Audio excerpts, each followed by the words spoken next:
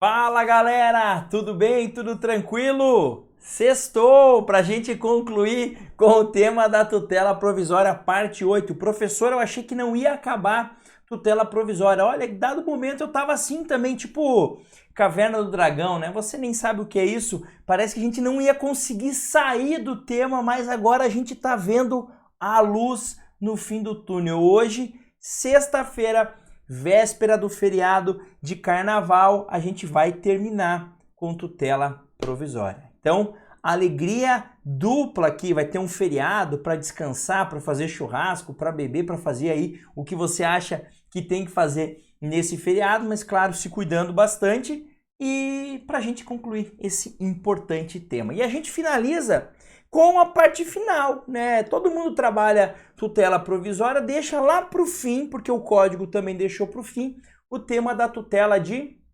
evidência, que tá onde, prof? Tá lá no artigo 311. Mas antes de te contar o que é isso, curte lá, compartilhe o conteúdo, deixa seu comentário aqui com a sua dúvida e lembre-se, você está me ajudando a transformar esse no maior canal de conteúdo jurídico do país, tá? Quando eu for grande, você vai poder dizer para os outros, estou lá no canal desde que aquilo tudo era mato, desde que tinha meia dúzia de inscrito. Agora que o professor tá bombando, quem sabe um dia isso aconteça, eu tô aqui com ele também e eu sempre estarei aqui produzindo esse conteúdo jurídico gratuito. De qualidade é você que vai me dizer, tá bom? Vamos lá então para falar de tutela de evidência, lembrando que ela vem descrita aqui no artigo 311 do CPC. 311 do CPC. Ficou ruim aqui, né, professor? Ficou meio feio esse... Ficou feio mesmo, vamos arrumar aqui. Então, 311 do CPC de 2015, tá? Primeira coisa importante, dispensa a urgência. Não tem urgência em tutela de evidência? Não precisa ter urgência, tá? Na tutela de evidência, eu antecipo a tutela já, destacando aqui, tutela de evidência é sempre antecipatória, sempre antecipatória, não existe tutela provisória de urgência cautelar, de evidência cautelar, desculpe, tá? Sempre antecipatória ou antecipada e sempre incidental, tá? Você fez um pedido e faz também o pedido de tutela provisória, tá? Aqui não tem urgência. O fundamento é a alta probabilidade do seu direito, tá? Então a lógica aqui é distribuir melhor o tempo do processo. Quer ver? Qual que é o raciocínio que a gente faz aqui? Ó? O raciocínio é o seguinte, vou tentar expor o raciocínio, tem alguma coisa aqui me incomodando, deixa eu ver o que que é. Eu bati aqui, a câmera balançou, mas vamos lá. Imagine num processo judicial que haja fortes elementos, a gente está discutindo a propriedade, mais uma vez, do mouse, tá? Fortes elementos de que eu estou certo e não o réu. E hoje o mouse está com o réu. Veja, se o processo demorar 1 ano, para o réu tá de boa, vai ficar 1 ano com o mouse. E eu vou ficar 1 ano sem o mouse. Durar 5 anos, o réu vai ficar 5 anos com o mouse e eu vou ficar 5 anos sem o mouse. Mas porra, pera lá. Se provavelmente eu estou certo, não é justo que eu fique 5 anos sem o mouse. É justo que ele fique 5 anos com o mouse. Essa é a ideia.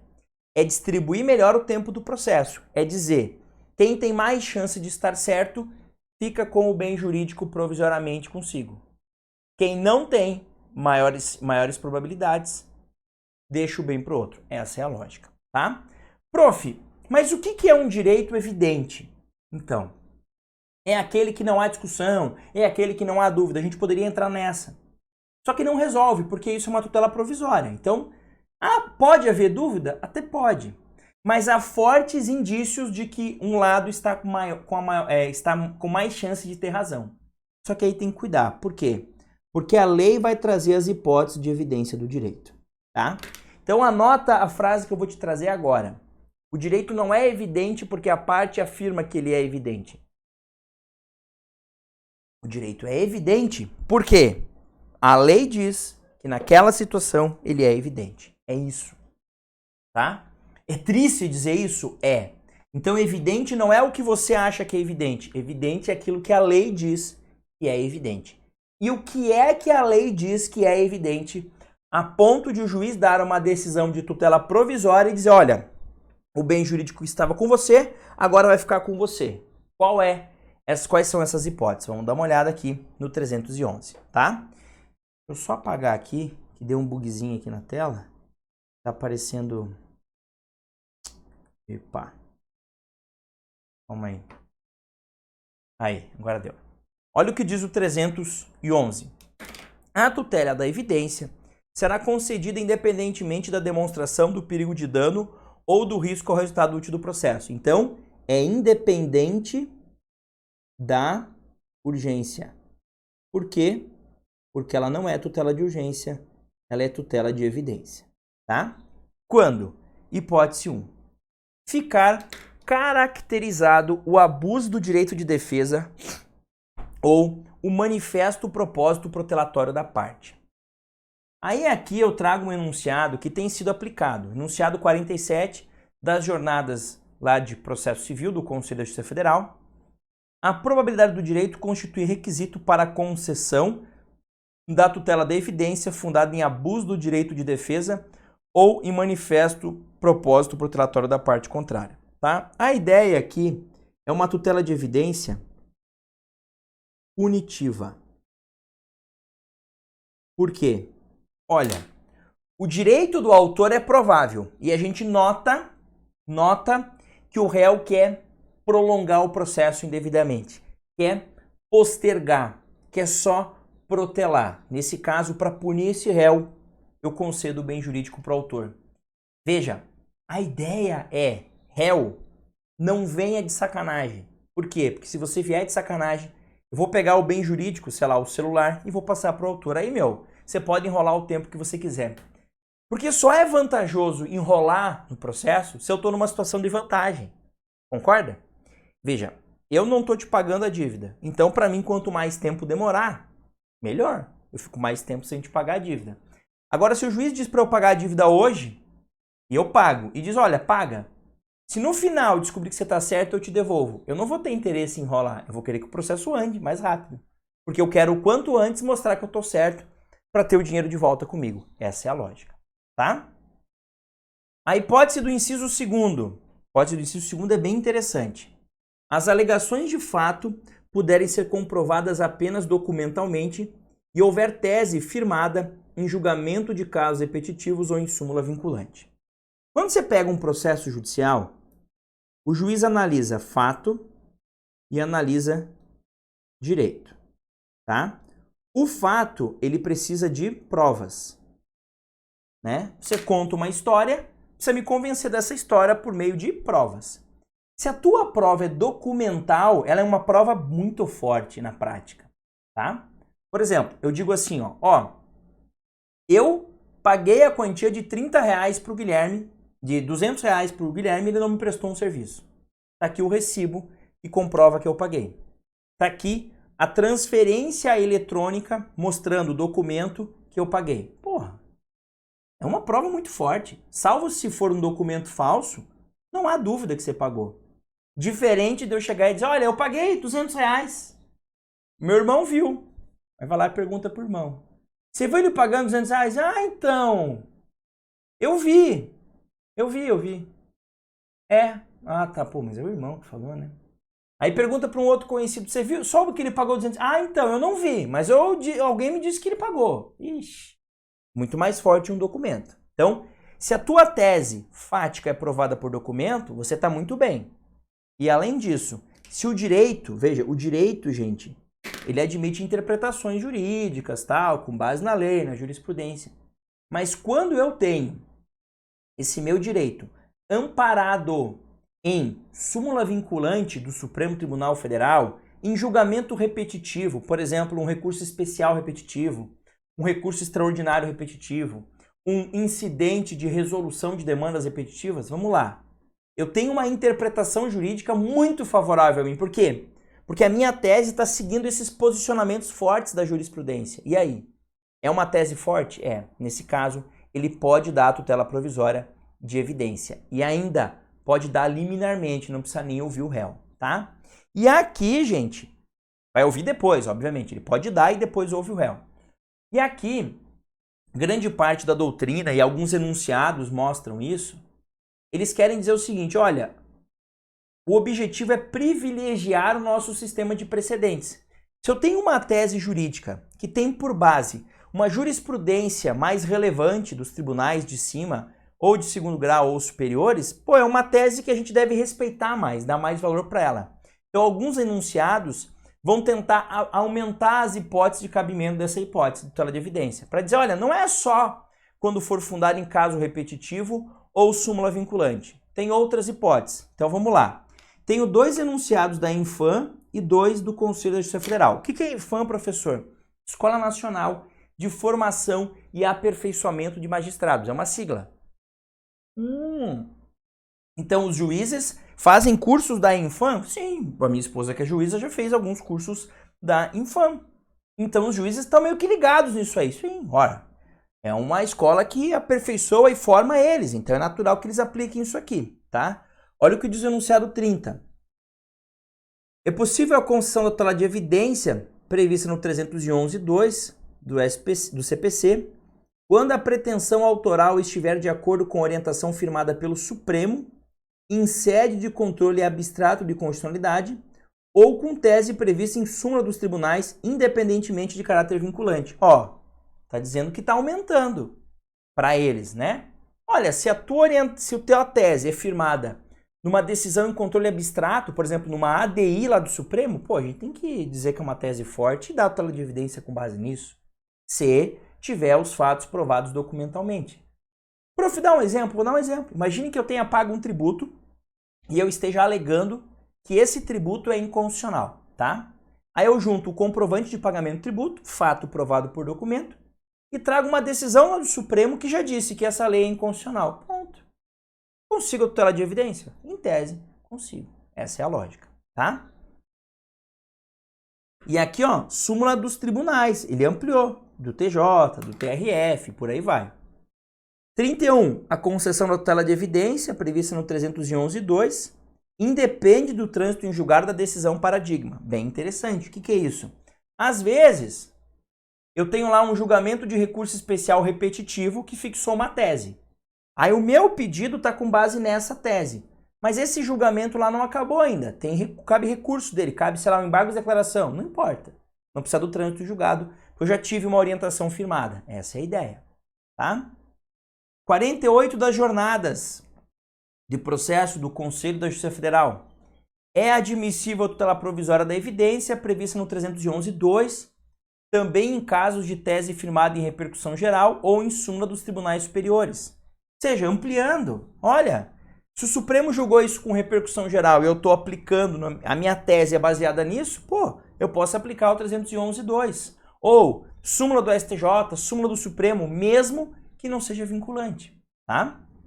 E o 135 é admissível a concessão da tutela de evidência fundada em tese firmada em incidente de assunção de competência. Esse é um incidente que mais para frente vai ter aula aqui no canal. Acho que não tem ainda, mas vai ter, uma hora vai ter, tá? Que é um incidente onde o feito é deslocado de um colegiado específico para um outro colegiado maior para ser julgado. Quando esse colegiado maior julga, ele cria uma jurisprudência mais robusta, mais forte, concordam? Uma coisa é o tribunal dizer, 3 membros do tribunal disseram aquilo. Outra coisa é 15 membros do mesmo tribunal disseram aquilo. A chance desses 15 trazerem com maior exatidão a opinião daquele tribunal é muito maior, tá? Terceira hipótese. Se tratar de pedido rei persecutório fundado em prova documental adequada do contrato de depósito, caso em que será decretada a ordem de entrega do objeto custodiado sob combinação de multa. Também admite liminar, tá? Também admite que seja concedida sem oitiva do réu prévia. Esse caso, gente, tá? Ele é mais complexa a leitura do que para entender. Imagine que você tenha deixado o teu carro num estacionamento, tá? Você fez um depósito do seu veículo lá. Olha, eu vou depositar o meu veículo aqui, vocês vão cuidar dele, em contrapartida, vocês me cobram um valor, beleza? Aí vocês me dão o que? Um papelzinho, um documento. Entrou tal horário, carro tal, placa tal, dia tal. Na hora de ir embora, você faz o quê? entrega o papel, paga e vaza. Ou já pagou antes porque era preço único, né? Você vai lá num teatro, por exemplo, num show, às vezes você vai num lugar, preço único, legal. Então deixei meu carro lá, paguei lá o trintão, volto, entrego. Aí eu vou lá, cara, não vou entregar o carro. Não vai entregar o carro, cara. Não sei o que, dá uma desculpa, eu posso entrar com uma ação judicial. Eu tenho a prova escrita desse contrato, que é esse canhotinho, e digo, juiz, eu quero que liminarmente determine que me entregue o veículo. É isso, o juiz vai lá e fala ainda sob pena de multa, ele pode combinar uma multa. Vejam, é evidente que eu tenho o direito aqui. Senhor, mas pode ser que seja falso o papel, pode ser. Então, por isso que é uma tutela provisória. Mas nesse momento, há uma maior probabilidade de você estar certo do que o estacionamento. Legal? E por fim, a última hipótese. A petição inicial for instruída com prova documental suficiente dos fatos constitutivos do direito do autor, a que o réu não opõe a prova capaz de gerar dúvida razoável. Aqui, ó, precisa entender uma coisa. O autor, num processo judicial, quando eu falo em fato, ele precisa provar os fatos constitutivos do direito dele. E o réu, prof? O réu prova fato impeditivo,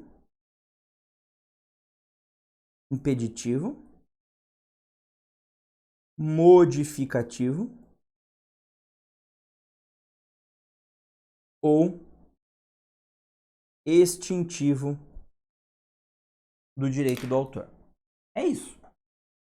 Aí o autor faz a petição inicial dele e diz assim: senhor juiz, eu fiz um contrato com o réu. Tá aqui o contrato. Assinado por mim e por ele. O contrato previa que eu entregasse computadores a ele, tá? Computadores a ele, e ele me pagaria esses computadores assim que fossem recebidos. Tá aqui o comprovante, papel, assinado por ele que ele recebeu os computadores, tá? E ele nunca mais me pagou. Ponto. O autor provou os fatos constitutivos. Sim, qual que era o fato que faz nascer o direito do autor? Bom, a relação contratual está provada. E a entrega dos computadores. O autor provou documentalmente. Aí vem o réu na defesa e diz assim, então, não paguei mesmo. Não paguei porque nenhum computador funcionou. Eu resolvi ligar esses computadores 3 meses depois da compra e nenhum deles funcionou. Pera lá. Você compra os computadores, aí você não liga, não testa nenhum deles. 3 meses depois você resolve ligar, não avisa aí, não faz nada e agora está dizendo que nenhum funcionou. E eu vou provar isso com uma perícia. O que o juiz faz? O seguinte. Você está falando não faz muito sentido. Não é razoável que nenhum computador tenha funcionado e que você tenha demorado tanto tempo para perceber isso. E além disso, nunca avisou ele, nunca notificou ele. Simplesmente desapareceu do mapa. Então, não há, nesse momento, eu não tenho dúvidas de que o autor está certo. Neste momento. Então, o que eu faço? Determino ao réu que pague os computadores e no curso do processo segue. Se lá na frente, réu, você conseguir provar que de fato os computadores vieram estragados, beleza. Aí eu vou te devolver o dinheiro. Essa é a lógica, tá? Mas a ideia aqui é você não punir pelo tempo do processo o autor que já provou os seus fatos constitutivos. Por quê? Porque se eu não antecipo a tutela nesse caso, o réu vai enrolar o máximo, vai dizer, olha, é o seguinte, não, eu quero fazer uma perícia, eu quero fazer a segunda perícia, eu quero ouvir testemunha, enquanto isso ele não paga os computadores. E o autor, tudo que ele precisava provar, ele já provou. Vejam, se o processo vai demorar para produzir provas sobre fatos que interessam somente ao réu, o réu é que arque com a demora do processo. Por quê? Porque o autor já fez a parte dele provando documentalmente. Esse tipo de tutela de evidência é muito difícil de o juiz conceder. Por quê? Não sei. Tem que perguntar para quem é juiz. Porque eles parecem ter esse receio de sair do estado de coisas que estão. Então, o autor já está ferrado mesmo esperando, espera mais um pouco. Não. Meu, se ele provou os fatos que constituem o direito dele com documentos e o réu não apresenta uma defesa que gere uma dúvida razoável, aí não, né? Tá? Mas o que seria gerar uma dúvida razoável? Imagine que o autor alega que, nesse mesmo exemplo, eu fiz o contrato, ele não pagou. Aí vem o réu na defesa e diz, eu não paguei mesmo. Que esses computadores nunca funcionaram. Tá aqui, notifiquei ele no dia que eu recebi. E ele não me deu resposta, tá aqui a notificação. Opa, gerou dúvida razoável. Aí eu não vou antecipar a tutela nesse caso. Agora, na primeira resposta que ele deu, aí não havia dúvida nenhuma. Beleza? Essa hipótese aqui, a hipótese do inciso 1 e 4 não pode ser liminar, porque eu preciso ouvir o réu antes, né, para poder decidir se tem dúvida razoável ou não, para saber se ele está abusando ou não do direito de defesa. Mas nas hipóteses do inciso 2 e 3 é possível liminar, ou seja, é possível a concessão da tutela de evidência sem ouvir o réu. Beleza? Então, galera, sextou, finalizamos mesmo o tema da tutela provisória. Segunda-feira de carnaval tem aula? Tem. Qual é o tema? Não decidi ainda, mas tem tema novo aqui no nosso canal. Beleza? Valeu, um grande abraço, bons estudos, curte aí, compartilha, se inscreve no canal, um beijão. Bom carnaval, bom feriado, bom sei lá o que você for fazer, mas lembrando que tem que se cuidar. Valeu, um abração e até mais.